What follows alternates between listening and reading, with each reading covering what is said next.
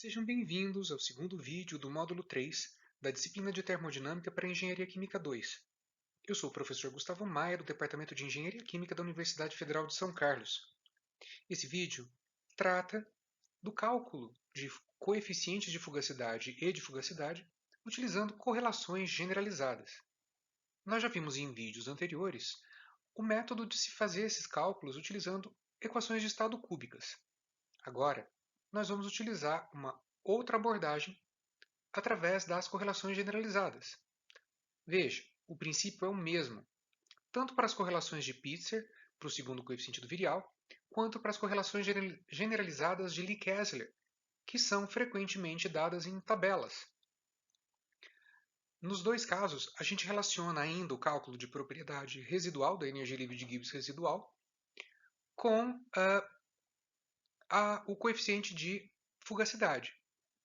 Diferentemente da equação de estado cúbica, ao invés de substituir dentro dessa integral a expressão correspondente à equação de estado cúbica desejada, o que a gente faz aqui é simplesmente utilizar o segundo coeficiente do virial.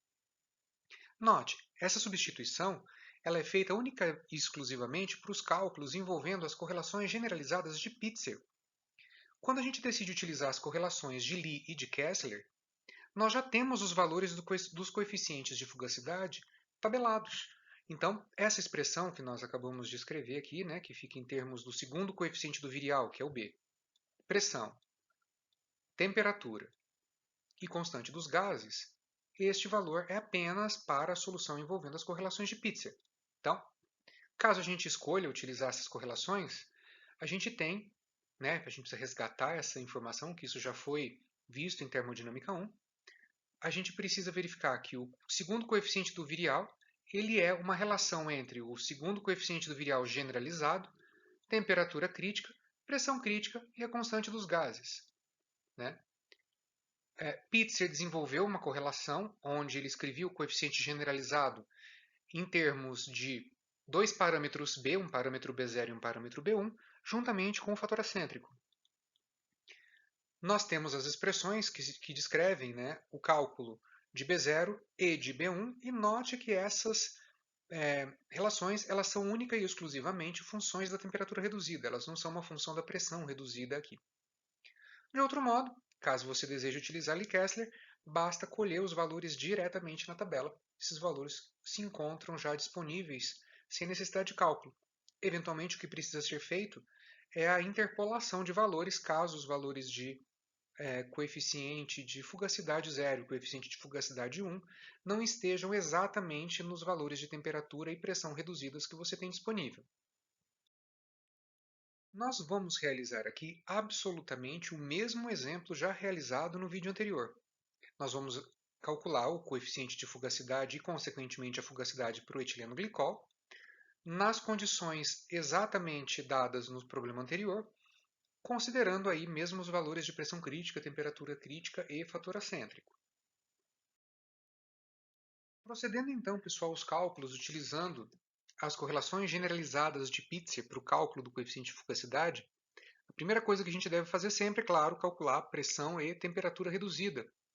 Nós já sabemos quais são essas relações, os valores são exatamente os mesmos dos problemas anteriores que envolvem o etileno glicol. Nós temos aí então os dados fornecidos. Uma vez em posse dos valores de pressão reduzida e de temperatura reduzida, nós procedemos para calcular os coeficientes B0 e B1. Note, tanto o B0 quanto o B1, que são os coeficientes do Pitzer, eles são função única e exclusivamente da temperatura reduzida, como eu já disse antes, e o cálculo de pressão reduzida ele não entra aqui. Ele vai entrar apenas numa próxima etapa para se trazer novamente o coeficiente do Pitzer, que é um coeficiente generalizado, para que a gente possa convertê-lo em um coeficiente não generalizado, em um coeficiente específico. Então, nós temos aí os cálculos, basta substituir a temperatura reduzida e os demais parâmetros são conhecidos, o B0 é calculado, o fator acêntrico é dado e o B1 também é calculado.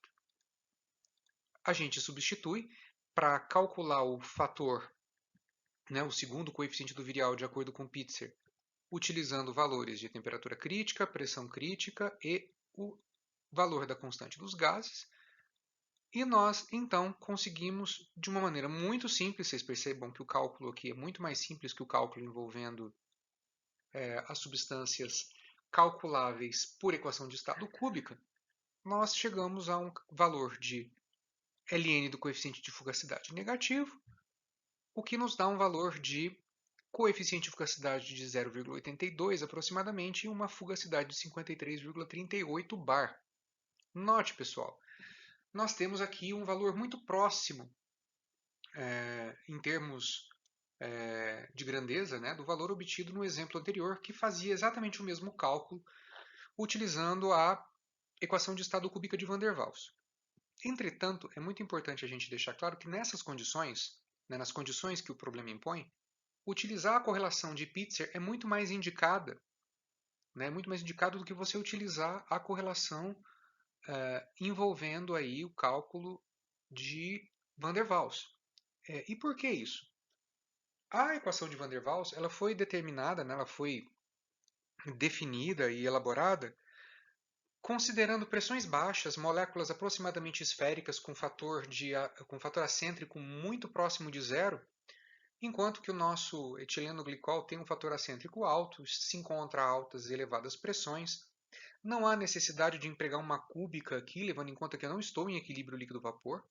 Né? Eu estou numa região de vapor, mas eu não estou em cima da temperatura de saturação. Temperatura de saturação, na verdade, nós não calculamos para esse problema, mas seria bastante simples de calcular. Basta utilizar a equação de Antoine para as condições do problema, né, para as condições de pressão, para se verificar o quão distante você está da temperatura de saturação, ou vice-versa, né? Utilizar a temperatura do problema e verificar o quão distante você está da pressão de saturação. De qualquer forma, a correlação generalizada de Pitzer para esse problema em especial ela é mais indicada. O principal argumento para isso é nós temos um fator acêntrico considerável, consideravelmente elevado, e nós temos também uma pressão muito alta.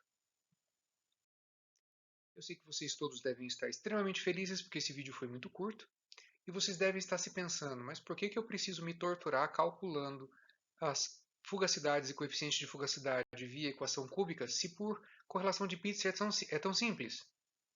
Bom, pessoal, nem sempre a gente precisa utilizar uma correlação do tipo Pitzer, e às vezes você precisa utilizar uma cúbica. É sempre importante a gente saber trabalhar com todas as ferramentas disponíveis, não é verdade? Eu espero que vocês tenham gostado da solução desse problema, eu espero que vocês tenham gostado do vídeo, e eu vejo vocês no próximo vídeo desse módulo.